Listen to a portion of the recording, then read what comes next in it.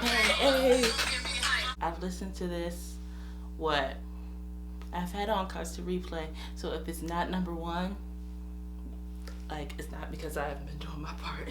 Hey guys, how are you? Welcome back to my channel. My name is Lauryne. If this is your first time here, and I haven't put on makeup in like a week, which is record breaking for me. I just really haven't been feeling like it, but today I feel like it.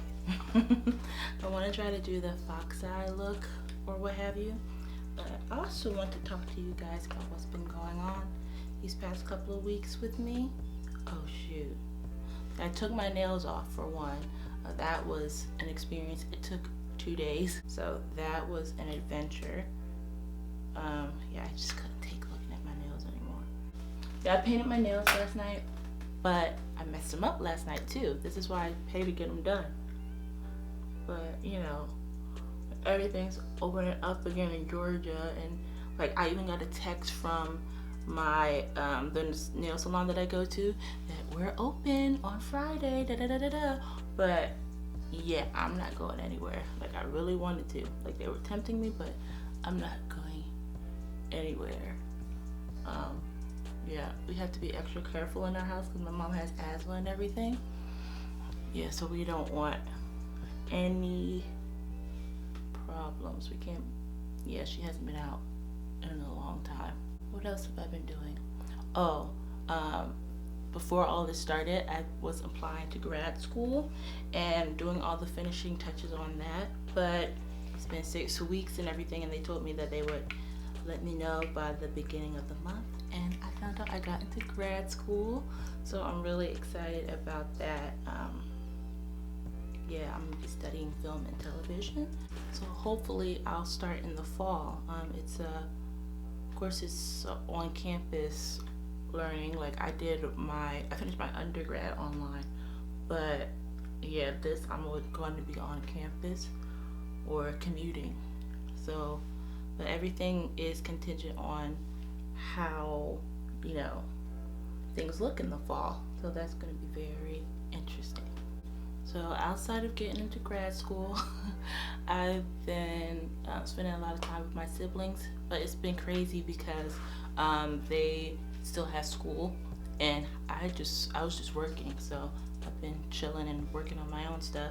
But usually on the weekends we'll do sibling movie night, and yeah, just watch like something new or something old that we watched when we were kids. Last weekend we watched Aquaman, and then the weekend before that we watched the Cheetah Girls. That was so much fun. We get so hyped over the Cheetah Girls. Oh my gosh. We've also been watching new shows like Little Fires Everywhere. That was a trip. And they also been watching Outer Banks. I'm gonna get into that too, but they finished it before me because I've been watching other things. Like I watched The Unorthodox, and I'm watching The English Game, and I want to start watching Never Have I Ever. That's because you know that's so cool. I really want to support that because you rarely see an Indian American focused show, so I really want to support that. But yo, Little Fires Everywhere was a trip. Like, oh my gosh, I enjoyed it, like the drama and everything of it, and I enjoyed how it ended. But there were so many things. I was like, oh my gosh, these people are crazy. Yeah, we all watched it together. That's one thing that we all watched as a family. So that was interesting, like seeing everybody's reactions to that. Because I kind of knew how it ended, like, cause I read up on shows usually beforehand. But yeah, it was interesting. I didn't really like, were you supposed to like anybody? I don't think anybody was really likable, because even Pearl started off sweet, but then she started getting annoying. I'm like, you can't see that this woman is trying to manipulate you. Like about Elena, if you haven't seen it, but Elena was a whole trip.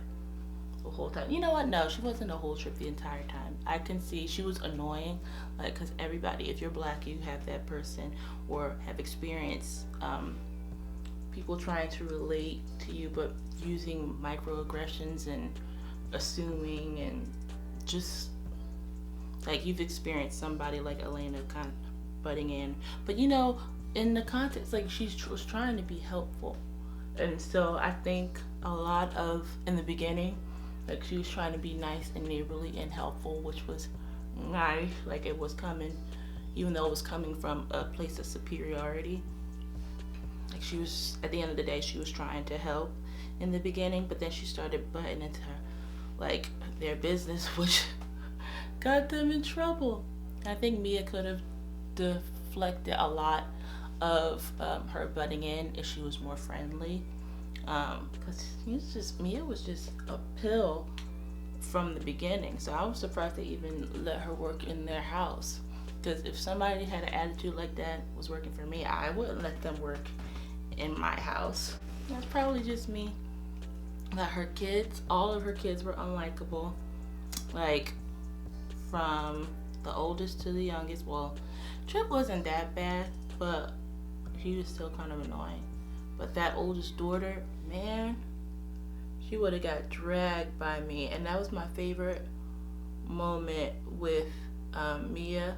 Spoiler alert, like I'm assuming people have watched it already, but like after she had the abortion and she was all like wanting to be coddled and everything, but Mia told her how it was. That was my favorite part, because like, no, you don't get to do what you did and then use my daughter's name and then get coddled by me. No, that was horrible.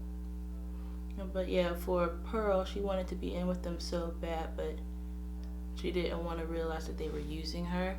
But sometimes you do have to go through it to see it, which is sad. But like Pearl had to go through that a lot, like be used by people and learn from experience.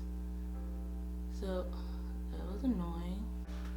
And I also didn't like how they were portraying adoption and people who choose to adopt interracially, because like I know a lot of people who adopt interracially, and I just can't imagine how like that show, if people were watching that show, it would make them feel. I did not like or respect how Mia and BB Chow went about that whole thing, because at the end of the day she did give up her daughter because she couldn't take care of her. I mean, that doesn't make her a bit, like she was putting the interest of her child first, and I respected that, and I didn't villainize her for that. But once you give up your baby like that, I mean, that's it. You need to be able to live with that decision, and that's really jarring for the baby and the people who took care of her when you couldn't, to like come in and out like that. And even at the end of the day, like another spoiler alert, she took the baby from her adoptive parents, but her situation didn't change. That's what the thing the lawyer did. She made the same amount that she did when she gave the baby up. So it's not like she could have done any better by her. They would have still been in the same situation, whether as opposed to her, you know, working with the family and trying to earn their trust so the baby could have a good life, but she could still have a relationship with them. I just didn't like how they did that at all. But it was an interesting watch. I didn't expect all of the I really had Izzy penned for burning the house down. I think everybody did, so I thought it was a good twist to have like all of them burn the house down. But I couldn't really feel bad for them or anything, because you know they were going to a hotel, like they're gonna rebuild that house and everything. So I was like, they are fine, okay? But I did feel bad for Izzy leaving her house. Like, would y'all have ran away? Like, that's never been something I've entertained in my childhood years because I'm really practical. The one or two times that I've been mad and thought about it for a millisecond, I would have thought, like, where am I gonna stay? Like, I like my bed, but where am I gonna sleep? What I'm gonna eat? Like, I'm a real practical thinker like that. So whenever I thought about running away, I got over that real quick. I was like, let me just sit in my room by myself for a minute. And then, yeah, it was fine a couple of hours later. See, yeah, I would have, if I was Izzy, I would have stuck it out a couple more years, shoot, and then you would have been gone. But yeah, no, that whole hitchhiking or whatever they call it, yeah, no, that would not have been me at all. But yeah, did y'all like the show? I mean, like, it was good acting. I think Reese and Carrie are very good actors. Even though, like, Carrie always brings that mouth teeth acting to every character she does. It's hilarious. It's how you know it's Carrie acting. But yeah, all of the actors were really good. Even the kids. I really like the kid actors. They did a really good job. Yeah, I like that one. I really like watching Unorthodox too, even though it's primarily in Yiddish. It was really interesting, like, seeing that culture portrayed like that. Yeah, like, you see a lot about Amish people portrayed on television, but not so much about Hasidic Jews. So that was cool hearing them speak in their language and the dynamics and everything. So I would recommend watching that. But yeah, like I said, I want to watch Never Have I Ever next and Outer Banks, and I want to finish The English Game. I also started Desperate Housewives, but y'all, that kind of gets on my nerves, because like this one housewife in particular is having an affair with a kid in high school, and I'm like, y'all, was this like okay to portray in like 2004? Like, is nobody else getting how sick and morbid this is? But yeah, I think yeah, no, that would not have been taken well in like 2020, because like, yeah, that just gives me the heebie-jeebies every time they're on screen. I'm like, ugh. But yeah, I've also been listening to a lot of music. The Lumineers are on constant replay, that one album, and then Kelly Rowland's new song, I love it. But then on Wednesday, Beyonce and Megan decided to drop that heat. I was not expecting that at all, but thank God I have Twitter, because, you know, everybody said, like, one person just tweeted Megan and Beyonce, and I was like, oh snap. And then I went right to my Spotify, and it was right there. And even the artwork, y'all, oh my gosh, I love the artwork. If we weren't in quarantine and everything, I would demand a music video, but hopefully that comes later as we come out of this. But yeah, that is so, I can't imagine, like, can you imagine? Someone said, like, she had a Nicki Minaj feature and a Beyonce feature in less than a year before her full album came out. That is huge, and you have to stand. Like, seriously. It's so sweet how Beyonce, like, looks after, like, the young kids and gave her stamp of approval. It's gonna, I feel like this remix is gonna be like Old Town Road, the remix, because y'all remember, like, the original song was great, but when Billy Ray Cyrus came on that, it took it to a whole different level. And yeah, the same as with Savage. I thought we were done. They're like, ha ha, y'all thought we were done with it, but no, It's coming back. And the girl who came up with the first Savage challenge on TikTok, she came up with another one. So I'll try to learn that. It's more in depth than the other one. But yeah, I'm gonna try to learn it. To stay consistent on TikTok, but it's a mess.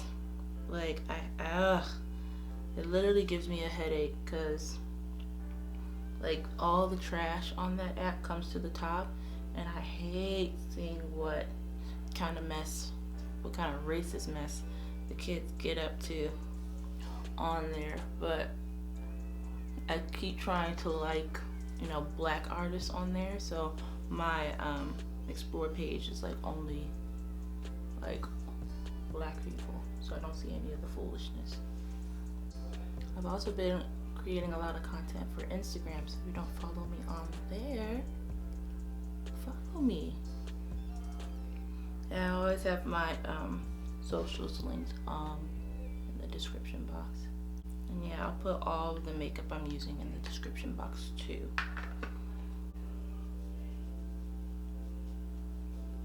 So I want to try the new Fenty products, but I really don't want to be buying a lot of things during this time.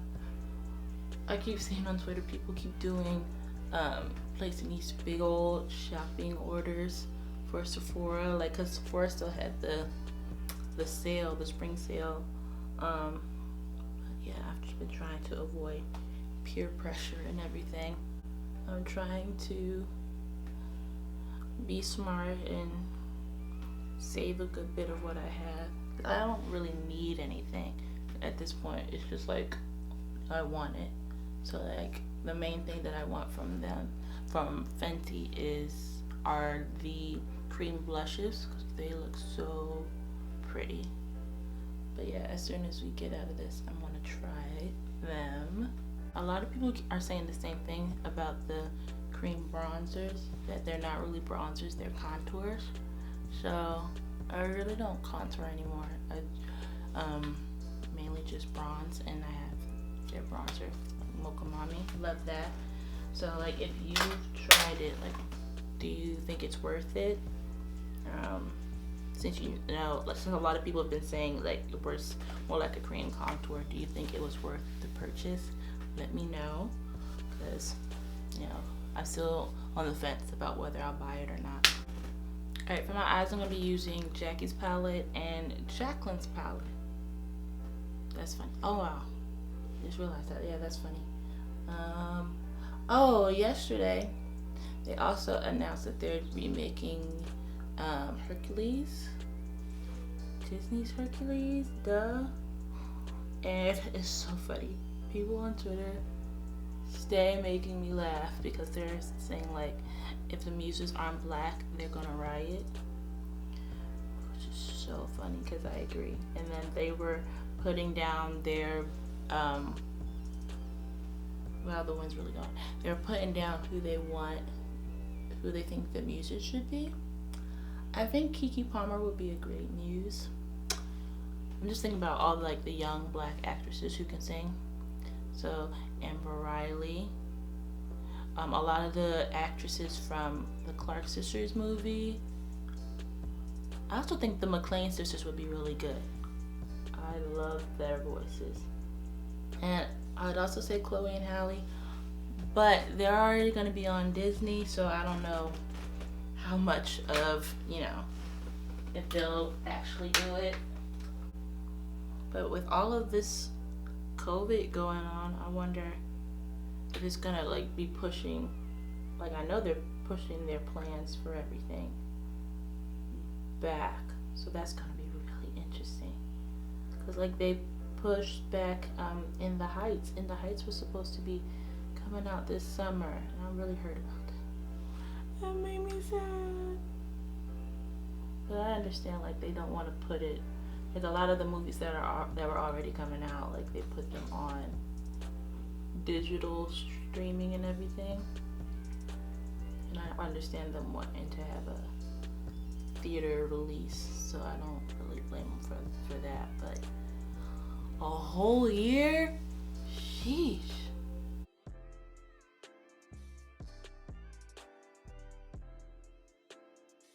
Alright, so I'm working on the fox eye part now.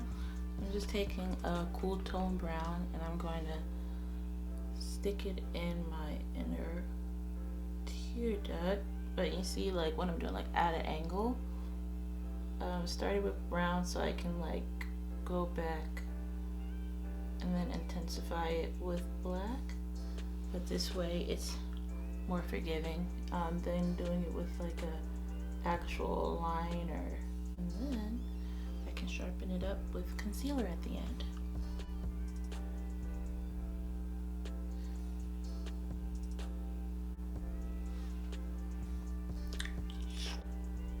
Just doing some cleanup.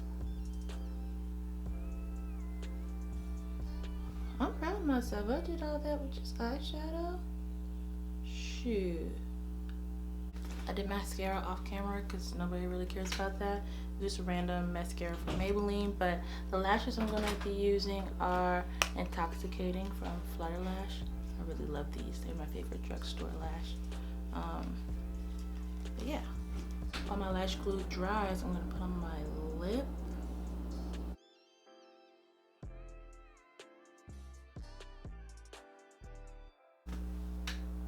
Alright, so this is the makeup all done, but I look like the Wendy's logo with my hair, so I'm going to go fix that and I'll be right back.